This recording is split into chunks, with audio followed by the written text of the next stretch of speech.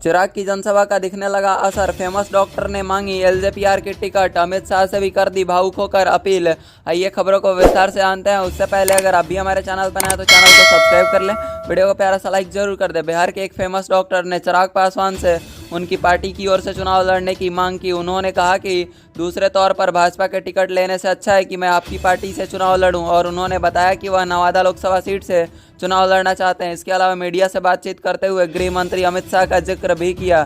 चिराग पासवान क्या चाहते हैं, वो देंगे सीट या फिर नहीं। इस पर चिराग पासवान का कहना है कि पहले तो अभी देखा जाएगा कि क्या होता है पार्टी में और क्या नहीं। चिराग पासवान ने वैशाली में 10 मार्च को भव्य रैली की थी। इस जनसभा का असर बिहार में दिखने लगा। एक फेमस डॉक्टर ने उनकी पार्टी से चुनाव लड़ने की इच्छा जाहिर कर दी। इससे ज़्यादा बड़ी बात चिराग पासवान के लिए क्या ही होगी।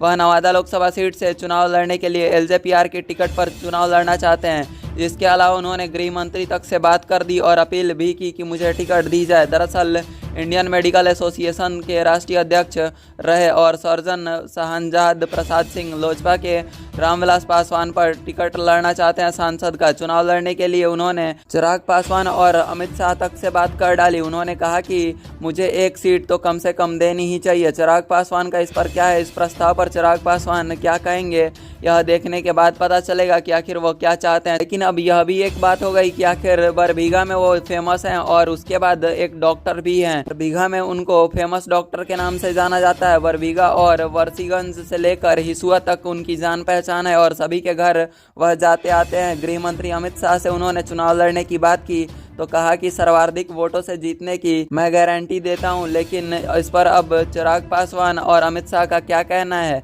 यदि वह खुद नहीं लड़ते हैं तो उन्हें मौका देना ही चाहिए। इसे मौके पर अगर चिराग पासवान या फिर अमित शाह कोई भी पीछा हटा तो फिर भाजपा का एक प्रतिनिधित्व कम हो जाएगा। चिराग पासवान का भी कहना है कि अगर कोई सीट की मांग करता है तो उसे हम सीट देंगे, लेकिन हमारे एडजस्टमेंट होने के बाद। लेकिन अभी तक सीट बंटवारे को लेकर कोई खास खबर नहीं आई है कि आखिर कब तक सीट बंटवारा किया जाएगा। लेकिन चिराग पासवान से इस बात पर चिराग पासवान का कहना है कि अभी कुछ बात क्लियर नहीं हुई है। जिस दिन क्लियर होगी हम सबसे पहले मीडिया वालों को ही बताएंगे। लेकिन इस बार चिराग पासवान का पलड़ा भारी होगा या फिर ढीला, यह देखने पे पता चलेगा। पशुपति पारस का भी साथ छूट रहा है, लेकिन क्या होगा पशुपति पारस का हाल। क्या हाजीपुर सीट पर लड़ेंगे चुनाव या फिर नहीं, इस पर आपकी क्या राय है, एक बार हमें कमेंट बॉक्स में ज़रूर बताएं। चिराग पासवान तो चाहते नहीं हैं कि पशुपति पारस को हाजीपुर सीट मिले, लेकिन चिराग पासवान के साथ साथ पशुपति पारस भी नहीं चाहते कि चिराग पासवान को हाजीपुर सीट मिले। लेकिन इन दोनों की लड़ाई में आखिर जीत किसकी होती है यह तो वक्त बताएगा। लेकिन आखिर हाजीपुर सीट में ऐसा क्या रखा है, इसके लिए दोनों ही पार्टियां मजबूती से खड़ी हैं।